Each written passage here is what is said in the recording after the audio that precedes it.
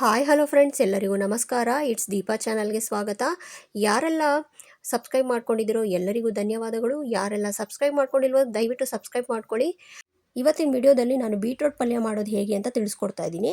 ಹಾಗೆಯೇ silk thread use ಮಾಡಿಕೊಂಡು ಹೇಗೆ ಒಂದು ಬ್ಯೂಟಿಫುಲ್ ಆಗಿರೋವಂಥ ಅತಿ ಕಡಿಮೆ ಖರ್ಚಲ್ಲಿ ನೆಕ್ಲೆಸ್ ಮಾಡ್ಕೊಳ್ಳೋದು ಹೇಗೆ ಅಂತ ತಿಳಿಸ್ಕೊಡ್ತಾ ಇದ್ದೀನಿ.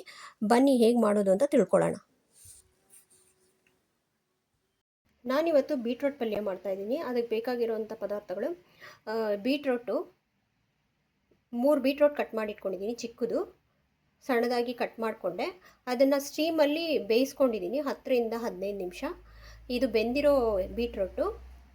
ಮತ್ತು ಆಯಿಲು, ಕೊಕೊನಟ್ ಆಯಿಲ್ ಯೂಸ್ ಮಾಡ್ತಾಯಿದ್ದೀನಿ ನಾನು.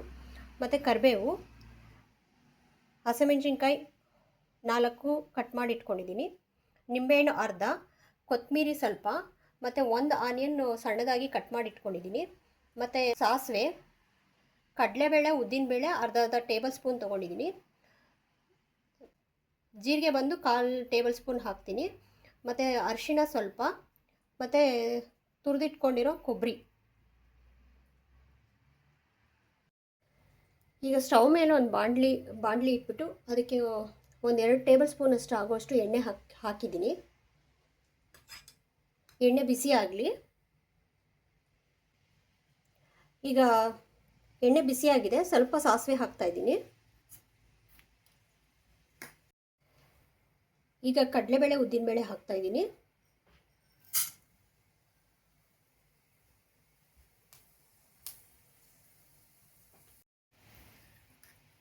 ಈಗ ಸ್ವಲ್ಪ ಕ್ಯುಮಿನ್ ಸೀಡ್ಸ್ ಹಾಕ್ತಾ ಇದ್ದೀನಿ, ಜೀರಿಗೆ. ಅದಾದಮೇಲೆ ಆನಿಯನ್ಸ್ ಹಾಕ್ಕೊಳ್ಳೋಣ.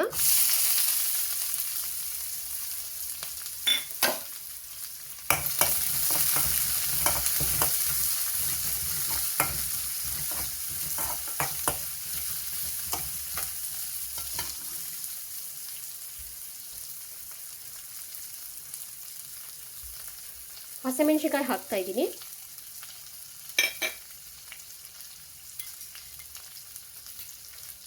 ಮತ್ತು ತಿರ್ಗಾ ಕರಿಬೇವು ಹಾಕ್ಕೊಂಡಿದ್ವಲ್ಲ, ಕರಿಬೇವು ಕಟ್ ಮಾಡಿ ಇಟ್ಕೊಂಡಿದ್ವಲ್ಲ, ಕರಿಬೇವು ಹಾಕ್ತಾ ಇದ್ದೀನಿ.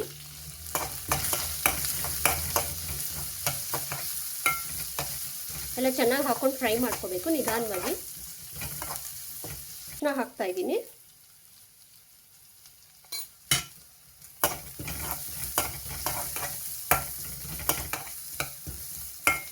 ಈಸಿ ಫ್ರೆಂಡ್ಸ್, ಈಸಿಯಾಗಿ ಮಾಡ್ಕೋಬೋದು. ಇದೇ ಥರ ಕ್ಯಾರೆಟ್ ಪಲ್ಯನೂ ಇದೇ ಥರನೇ ಮಾಡ್ಕೋಬೋದು. ಕ್ಯಾರೆಟ್ನ ತುರಿದ್ಬಿಟ್ಟು ಅಥವಾ ಕಟ್ ಮಾಡಿ ಮಾಡಿಕೊಂಡ್ರೆ ತುಂಬ ಚೆನ್ನಾಗಿರುತ್ತೆ ತಿನ್ನೋದಕ್ಕೆ. ಈಗ ಇದು ಸ್ವಲ್ಪ ಫ್ರೈ ಆಗಲಿ. ನೋಡಿ ಫ್ರೆಂಡ್ಸ್, ಈ ಥರ ಫ್ರೈ ಆಗಿದೆ. ಈರುಳ್ಳಿ ಈ ಥರ ಫ್ರೈ ಆಗಬೇಕು. ಈಗ ಬೇಯಿಸಿಟ್ಕೊಂಡಿದ್ವಲ್ಲ ಬೀಟ್ರೋಟ್ನ ಹಾಕ್ಕೊಳ್ಳೋಣ.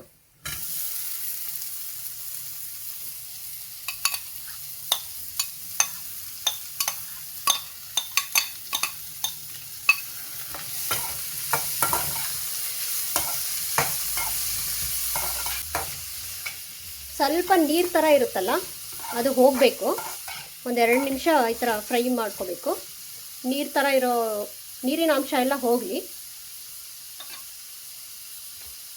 ಈಗ ಲೆಮನ್ ಹಾಕ್ತಾ ಇದ್ದೀನಿ.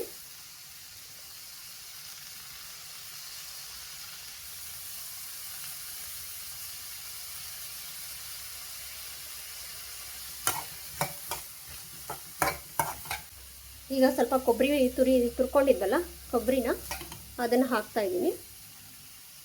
ನಾನು ಸ್ವಲ್ಪ ತೆಂಗಿನಕಾಯಿಗಿಂತ ಜಾಸ್ತಿ ಕೊಬ್ಬರಿ ಯೂಸ್ ಮಾಡ್ತೀನಿ.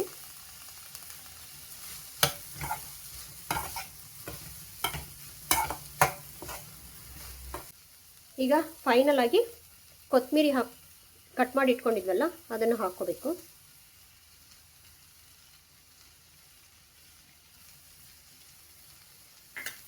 ಎಲ್ಲ ಹಾಕ್ಕೊಂಡು ಸ್ವಲ್ಪ 1-2 ನಿಮಿಷ ತಿರುಗಿಸ್ಕೋಬೇಕಷ್ಟೇ.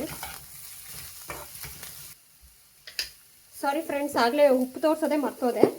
ಈಗ ಹಾಕ್ತಾ ಇದ್ದೀನಿ ಉಪ್ಪು ಸ್ವಲ್ಪ.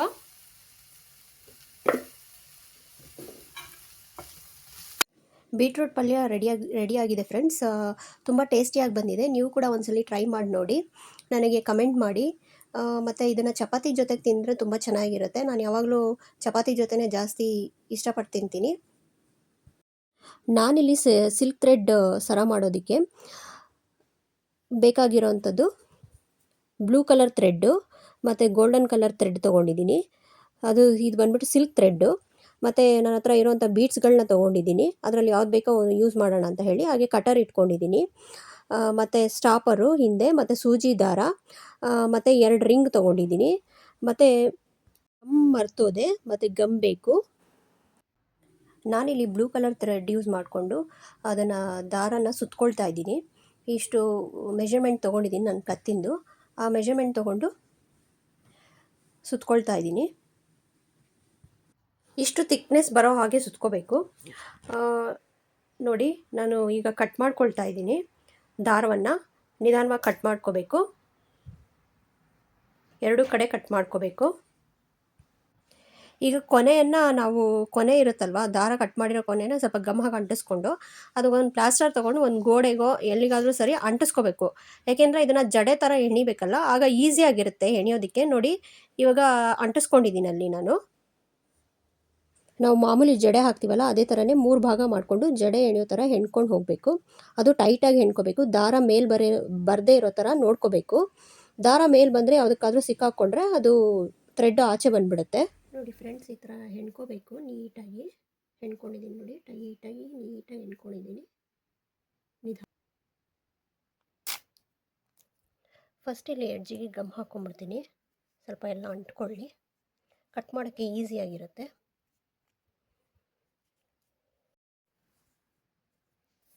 ಈಗ ಇದನ್ನು ಕಟ್ ಮಾಡ್ಕೊಳ್ತಾ ಇದ್ದೀನಿ ನೋಡಿ.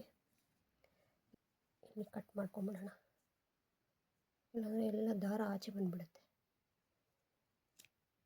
ಈಗ ಒಂದು ದಾರ ತಗೊಂಡು ಟೈಟಾಗಿ ಇರಲಿ ಮಡಚಿ, ಈ ಥರ ಮಡಚಿ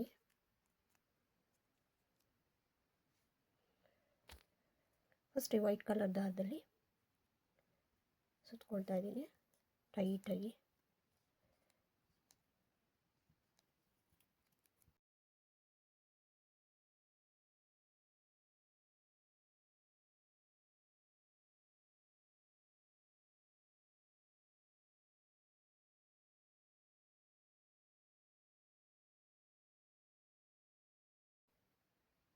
ಈಗ ಇದಕ್ಕೆ ಸಿಲ್ಕ್ ಥ್ರೆಡ್ನ ಹಾಕ್ತಾಯಿದ್ದೀನಿ, ಸುತ್ಕೊಳ್ತಾ ಇದ್ದೀನಿ ನೋಡಿ. ನೀಟಾಗಿ ಸುತ್ಕೋಬೇಕು, ಈ ವೈಟ್ ಕಲರ್ ದಾರ ಕಾಣದೇ ಇರೋ ಹಾಗೆ.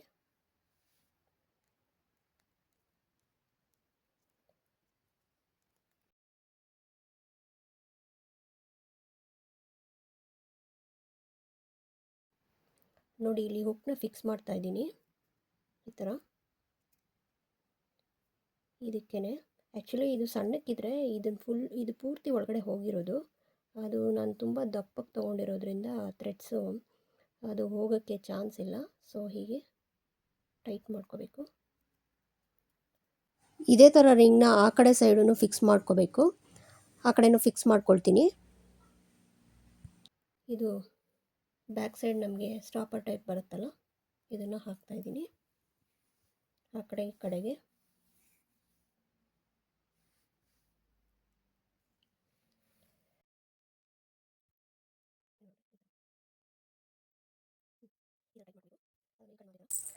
ನನ್ನ ಹತ್ರ ಈ ಥರ ಸ್ಮಾಲ್ ಗಂಟೆ ಬರುತ್ತಲ್ಲ ಅದಿದೆ, ಅದನ್ನು ಫಿಕ್ಸ್ ಮಾಡ್ತಾಯಿದ್ದೀನಿ ಇದಕ್ಕೆ. ನೋಡಿ ಹೇಗೆ ಫಿಕ್ಸ್ ಮಾಡೋದು ಅಂತ ತೋರಿಸ್ತೀನಿ. ಆ ಸಿಲ್ಕ್ ಥ್ರೆಡ್ನ ನಾನು ಸೂಜಿಗೆ ಹಾಕ್ಕೊಂಡು ಅದೇ ಥ್ರೆಡ್ಡಲ್ಲಿ ಈ ಬೀಡ್ಸ್ನ ಹೊಲ್ಕೊಂಡು ಹೋಗ್ತಾಯಿದ್ದೀನಿ. ಸ್ವಲ್ಪ ಸ್ವಲ್ಪ ದೂರಕ್ಕೆ, ಒಂದೊಂದಷ್ಟು ದೂರಕ್ಕೆ ಹಾಕ್ಕೊಂಡು ಸ್ಟಿಚ್ ಮಾಡ್ಕೊಂಡು ಹೋಗ್ತಾಯಿದ್ದೀನಿ. ನೋಡಿ ಫ್ರೆಂಡ್ಸ್, ರೆಡಿಯಾಗಿದೆ, ಎಲ್ಲ ಫಿಕ್ಸ್ ಮಾಡಿದ್ದೀನಿ. ತುಂಬ ಚೆನ್ನಾಗಿ ಬಂದಿದೆ. ನೀವು ಮನೇಲಿ ಒಂದು ಸತಿ ಟ್ರೈ ಮಾಡಿ ನೋಡಿ. ಎಲ್ಲರಿಗೂ ಧನ್ಯವಾದಗಳು. ನಮಸ್ಕಾರ.